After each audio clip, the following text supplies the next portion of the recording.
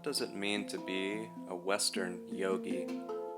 How can someone who was born and raised in the West, who comes from a Judeo-Christian background, practice yoga and meditation in an authentic and genuine way? My name is Christopher Sartain, and this is the Western Yoga Podcast.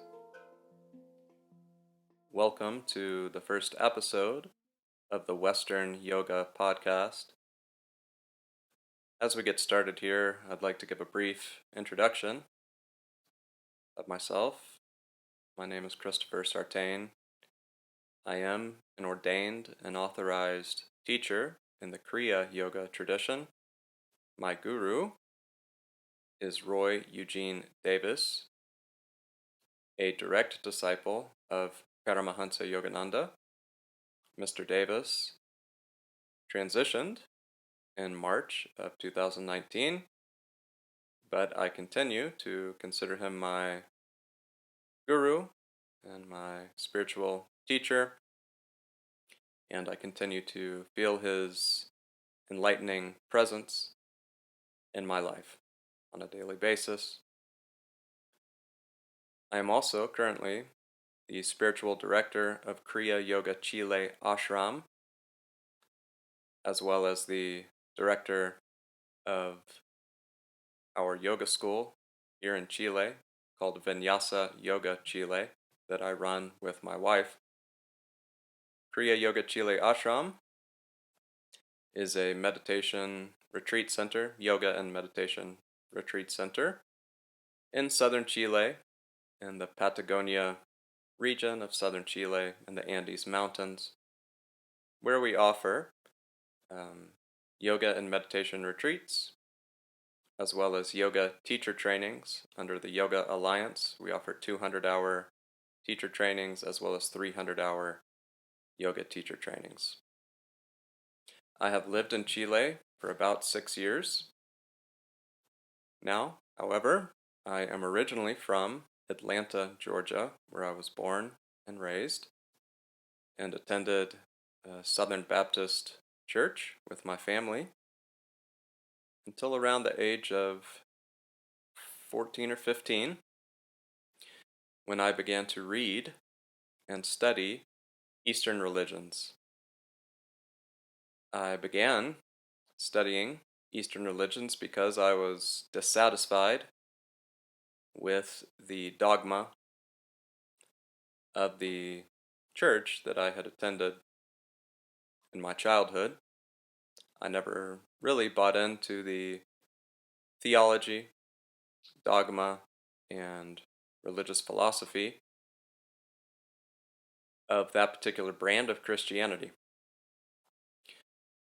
So, because of some mystical experiences I'd had as a child, primarily at the beach, when visiting the beach with my family in the summer times, and also from some trips that I had hiking trips that I had taken into the mountains, into the Appalachian Mountains on the East Coast.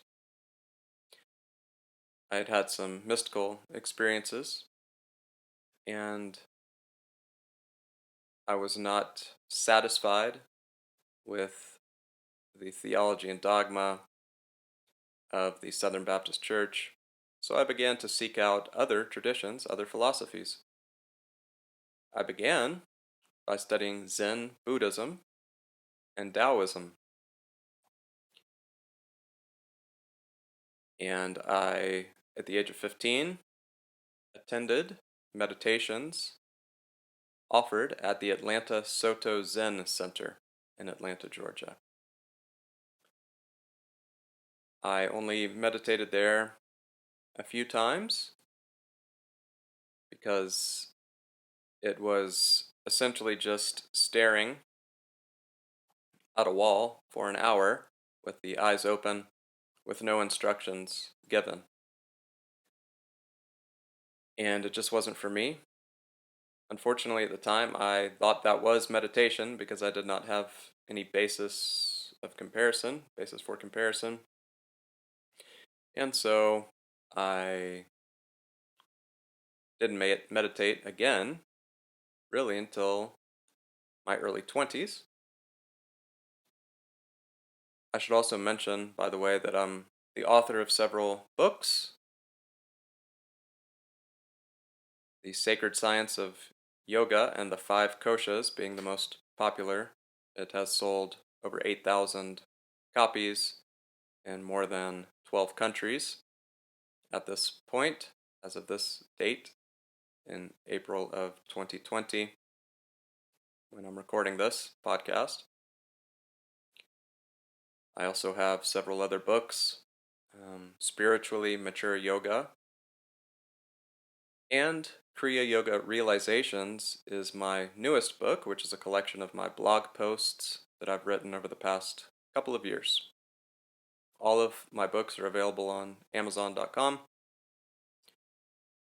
and the book about the five koshas is also available in Spanish, and in Spanish it's called Los Cinco Koshas. Yeah, I am bilingual. I speak Spanish as well as English, as a matter of fact. I do most of my teaching these days in Spanish. I have a YouTube channel as well, which is youtube.com/Kriya Yogi. One word, Kriya Yogi, where I publish videos in Spanish as well as English, but primarily in Spanish. So when I was a teenager, I began studying Zen Buddhism and Taoism and reading a lot of Jack Kerouac books and exploring Eastern traditions because they made a lot more sense to me. The idea of enlightenment, objectivity, peace, nirvana, reincarnation. These ideas made a lot more sense for me in my own personal journey with the experiences that I was having at the time. I attended college in Athens, Georgia, at the University of Georgia, where I studied Eastern religions for several years until I became interested in politics, of all things, and changed my major to political science, I think in my fourth year of college, and ended up with a degree in political science that I never used, uh, really. I then went on to get a master's degree in education, and then a specialist degree after that in gifted education. And I did teach middle school for 9 years before I began a full-time ministry effort in Kriya Yoga and before we started teaching yoga full-time. When I was 21, I'm an avid whitewater kayaker, or at least I used to be, not so much anymore. Getting a little too old for that sort of thing. I'm 40 years old now, and at any rate, not the adrenaline junkie that I once was. When I was 21, I had a kayaking accident. I injured my shoulder very badly, separated the shoulder,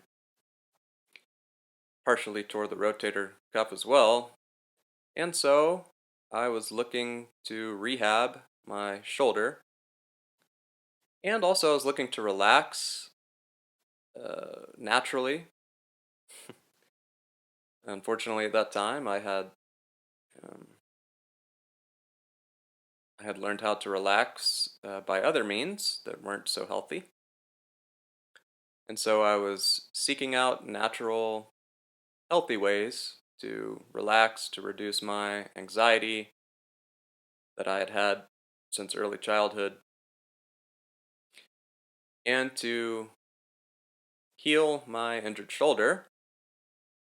And so, upon the advice of someone, I started attending yoga classes in Athens at a yoga studio there close to where I lived. I could ride my bike there, and it was really wonderful for me. I was living alone at the time in an apartment in downtown Athens, and to be honest, was quite lonely. And so it was really wonderful to attend these yoga classes twice a week and to be around others who were like minded and had similar spiritual interests. And so I began attending these vinyasa yoga style asana classes. There was no meditation involved, no pranayama involved, no chanting, except we chanted Om, at the end of each class. That was about it. But I really enjoyed it. So I continued to practice asana until I started teaching school, and it was very time consuming and stressful and energetically draining. And I just did not make time for asana until I got married to my wife, Carolina,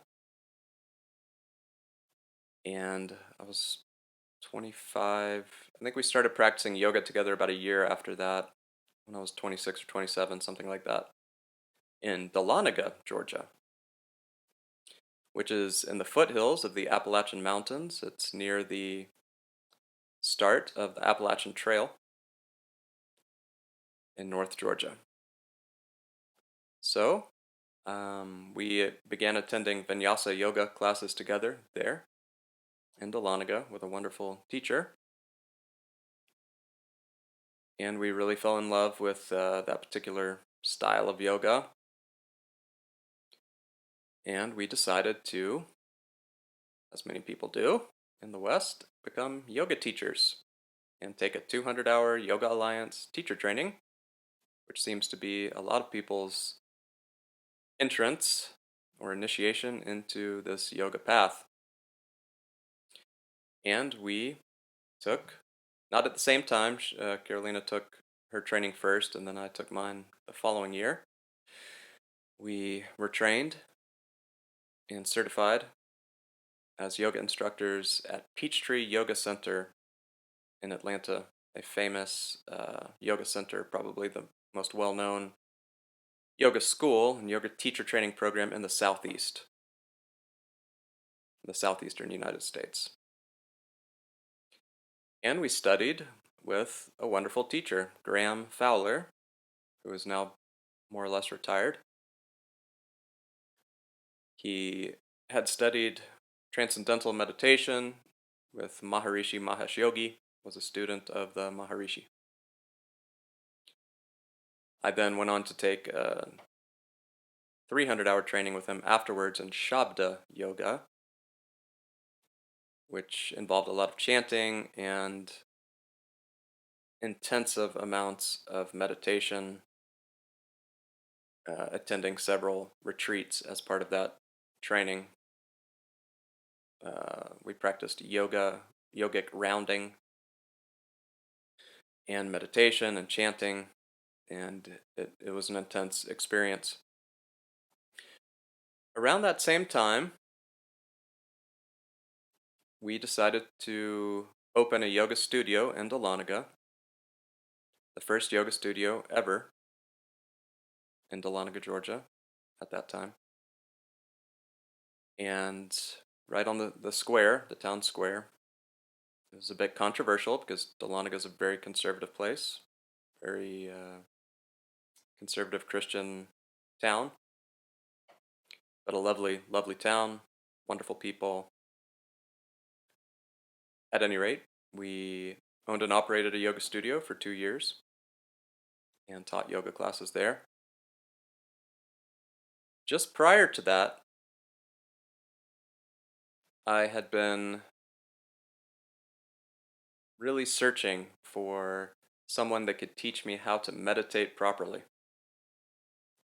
We were practicing a lot of asana, a little bit of pranayama, but I was really more interested, always have been, in the spiritual aspects of yoga, not so much the physical practice. And I began seeking out someone that could teach me meditation. And, well, I was in a metaphysical bookstore in Dahlonega that is no longer there. Wonderful bookstore. I'd been in there many times, and I was just walking around perusing books, but I saw a book that I'd never seen in there before out of the corner of my eye, and I saw a face on the cover of this book that was just remarkable. The eyes of this person called to me. I can't really explain it, it was a very mystical experience. This book was Autobiography of a Yogi. Many people have had a similar experience upon seeing the cover for the first time. So this book called out to me, and it's called Autobiography of a Yogi, and I thought, well, I practice yoga. I'm sure this will be an interesting read, so I bought it. Of course, I did not know at the time that Kriya Yoga is much different than the Vinyasa yoga system that I'd been practicing up to that point, and really involves no asanas or posture practice whatsoever. It's primarily pranayama, meditation, prayer, chanting, the higher spiritual practices of the yoga tradition. And I bought the book and was mesmerized by the stories of Yogananda's experiences with different saints and sages that he met along the way, and the enlightened masters, and the pictures, the photos of these masters really resonated with me. I read the book in 4 days. It's a long book, it's 500 something pages, but I literally just read all day, every day for 4 days straight until I finished the book.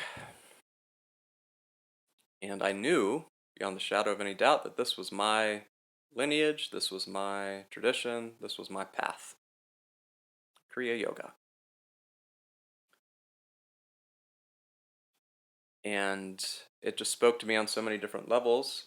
I had always been a mystic at my core, and Yogananda and his mystical stories and his meditation experiences really spoke to me at that time. Still do. So, a few days after I finished the book, I began praying earnestly, persistently, every day for a few days. God, please bring me an enlightened teacher like Yogananda that can teach me meditation and the path to enlightenment. I was seeking a guru, an enlightened master that could teach me how to meditate and how to become enlightened.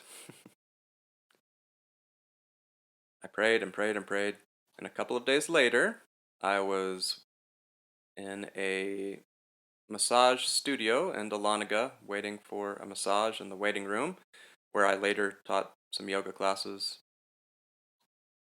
And I was thumbing through, well, actually, no, I picked up a metaphysical magazine that's very common in Atlanta. And I opened the magazine and I opened directly to a page with an advertisement that said meditation retreat in the North Georgia mountains with a direct disciple of Paramahansa Yogananda. And I knew immediately that my prayers had been answered, and it was the greatest synchronicity of my life to this day. And I knew that the universe had answered my call, and I knew I had found my teacher. Even though I had not met Mr. Davis yet in person, I knew that this was my path, and I knew that my prayers had been answered, and I knew that I had a guru. It was just that simple. It was easy. It was natural, organic. And I looked up some information about Roy Eugene Davis and read a little bit of his stuff. And it's all excellent. Anyone who's ever read his books knows he's an amazing teacher. He has an amazing intellect. a spiritual genius, probably one of the top few, spiritual geniuses of the last 50 years in North America,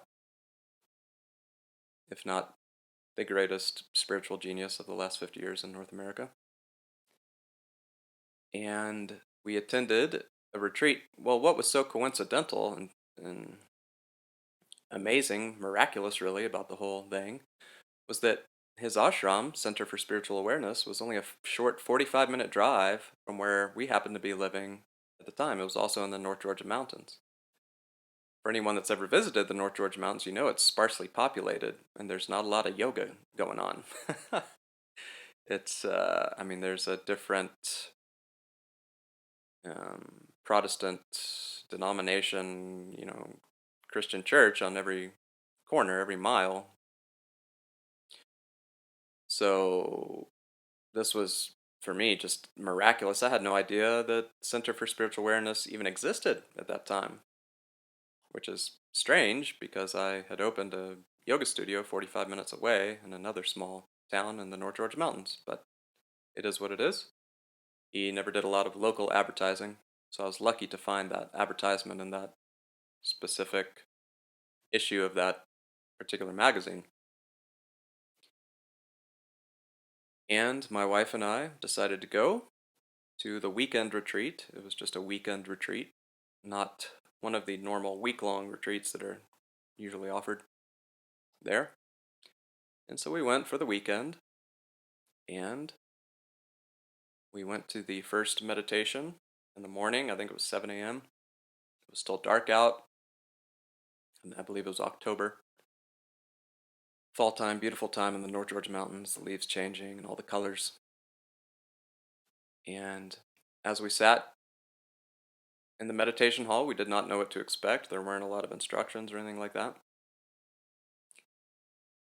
But there was some lovely music playing, and it was dark, and I believe there was a candle lit, and there's all of the pictures of the masters of the Kriya Yoga tradition on the altar, and some statues, and I just felt like I was in heaven, to be honest, and I felt totally at home. For the first time in my life, really, I felt at home. It's a difficult experience to describe with words, but I really felt a sense of peace, in a sense that I was exactly where I was supposed to be. And then I began to remember everything. I recognized the smell of the meditation hall. It was eerily familiar. Everything about the meditation hall was very familiar. Again, it's very difficult to describe these things with words. So we were sitting there with our eyes closed, and Mr. Davis opened the door, as he always does, or did, and entered the meditation hall. As soon as he entered the room, I remembered his presence. And I knew that this was not the first time that I had been in his presence. It's very difficult to describe, but it was a mystical experience where I recognized him and recognized his presence. So he came and sat in the front of the meditation hall and led us in about a 30 or 40-minute meditation. It was very nice. As a matter of fact, for me, it was not a very deep meditation, but at that time, it was probably the deepest meditation I had ever had up to that point in my life. Looking back now, I can say, no, I didn't have a very good meditation, but at the time, it was a very deep, profound meditation for me. And he led a couple of spiritual discourses that weekend, although I did not have a chance to meet with him personally or privately at that first retreat. I knew beyond the shadow of any doubt that he was my teacher. It was just obvious. Obvious. There was no doubt. And again, I remembered everything about the place, everything about him. Everything was very familiar. I recognized instantly everything. It's difficult to put these things into words. So we attended another retreat where I did have a chance, and I began an email correspondence with him at that time. I attended another retreat shortly thereafter and had a chance to meet with him privately. And I sat down with him in the meditation hall, just he and I. And I had a japa mala on my wrist that had like an elastic band. Before he said anything, he took that bracelet and yanked it and snapped it against my wrist really hard and kind of smirked at me, which I thought was pretty funny. And I said something stupid like, oh, they're for mindfulness. I had no idea what that meant. And then and then he said, what can I do for you? And that was his first question. And then I asked him to be my guru right then and there. I didn't even know if he used that word at the time. He didn't really often, especially not in public. But privately with a few of his advanced students, he did use that term. And he accepted me as his disciple. But he told me that, uh, you know, Kriya Yoga was not a path of escapism.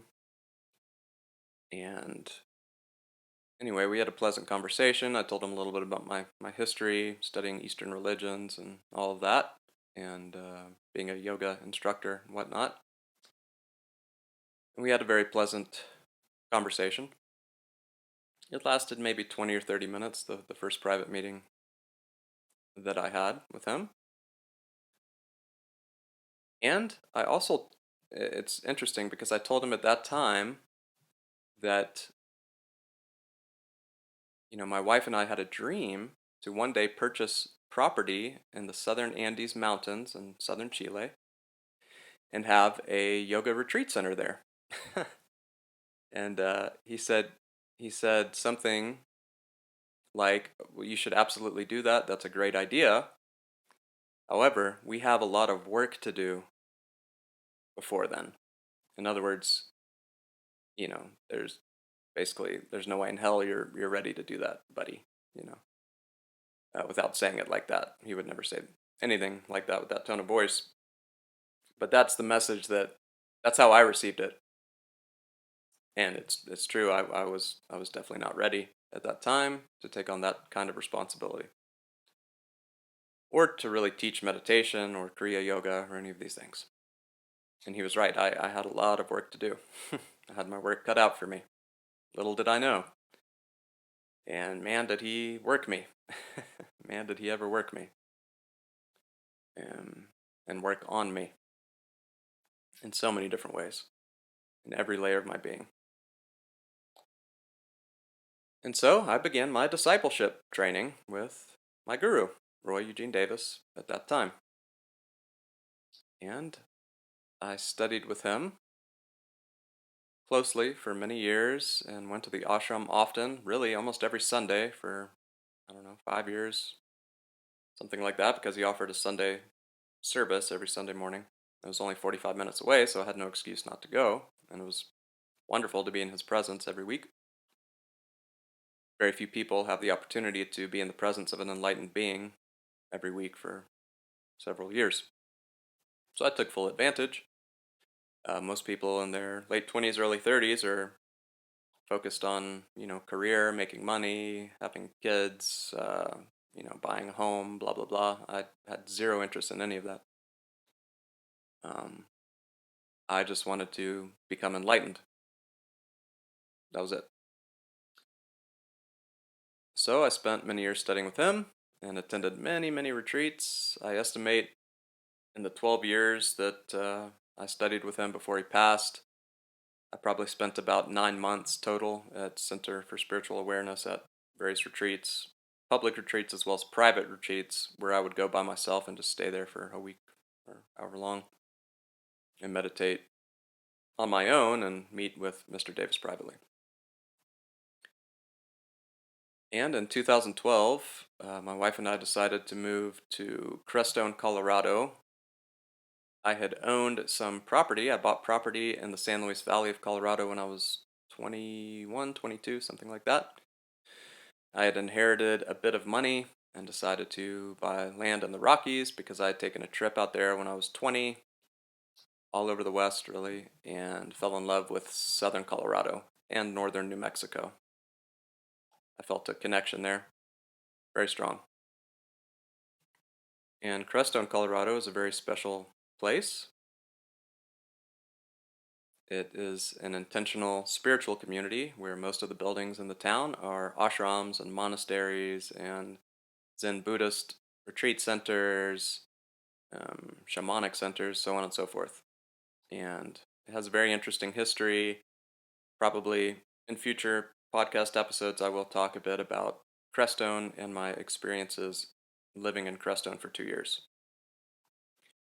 And it was a fantastic experience. We moved out there and taught school and um, got the chance to hang out with a lot of spiritual leaders and Zen masters and shamans and all kinds of interesting folks and practice deep meditation in the Sangre de Cristo Mountains up at 8,500 feet elevation.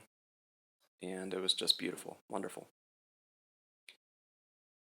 However, my wife's mother became ill here in Chile in 2014. So we decided to move to Chile in 2014 to be closer to her family. And I taught school here for a couple of years in an international school in Santiago, the capital of Chile.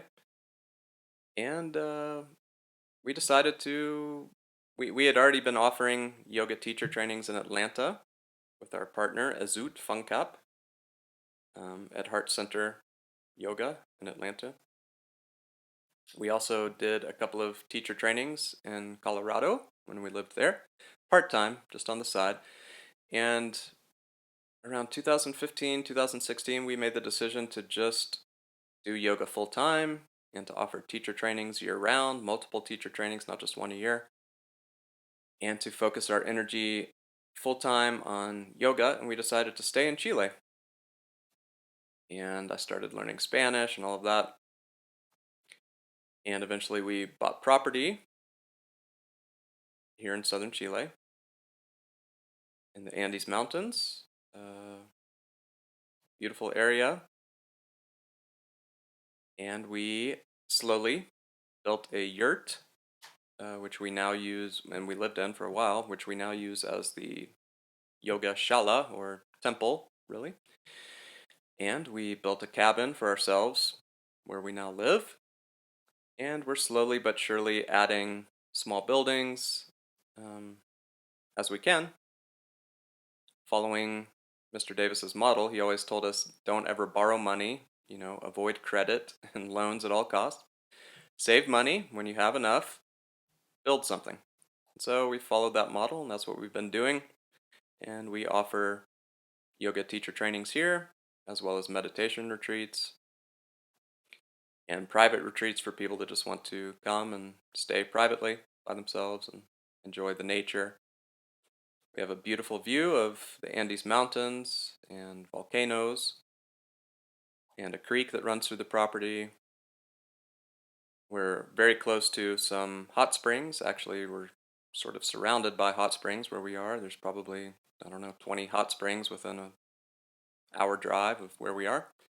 And it's just really a wonderful area, very spiritually charged, very juicy place. You can feel the Shakti in the air here. And there are some spiritual centers around here also, not just ours. There's a Osho center. There are a couple of Buddhist centers, some shamanic centers, and things of that nature. And so it's considered a power place here in Chile, where we are. And so we chose well, we chose wisely uh, as far as the location for our ashram.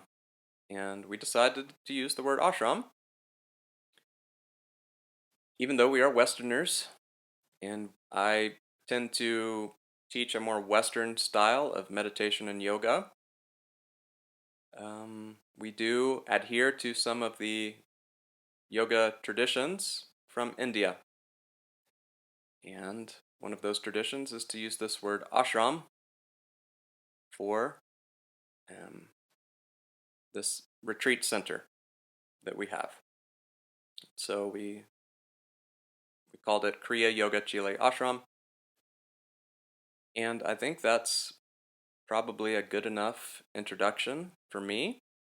In future episodes of the Western Yoga podcast, I will be discussing various topics related to yoga and meditation as it is practiced and taught in the West, mostly in the Americas, because that's what I have experience with. I don't know much about how yoga is practiced and taught in Europe, although I have some friends that live in Europe, who are yogis.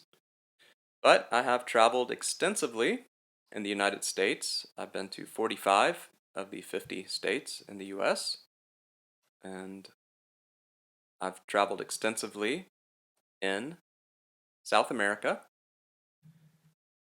not just in Chile, but also in Peru, Bolivia, Argentina, and have offered yoga workshops in different countries here and whatnot. So I am quite familiar with how yoga is taught and practiced in the Americas. So the focus of this podcast really is how is yoga evolving and adapting itself to the Western world? And so we'll be exploring topics related to how yoga is practiced and taught primarily in the Americas, primarily in the United States, okay, North America. But I will also mention some trends and some things that I'm seeing here in South America as relates to yoga and its evolution in the West. And I will also be giving some practical advice for Western yogis. How can we, as Western yogis, people who were brought up in a Judeo-Christian society and culture, how can we practice yoga and meditation in an authentic and genuine way here in the West as Westerners? Thank you so much for joining me. I hope that you'll subscribe to the podcast and share these episodes with like-minded individuals. Namaste.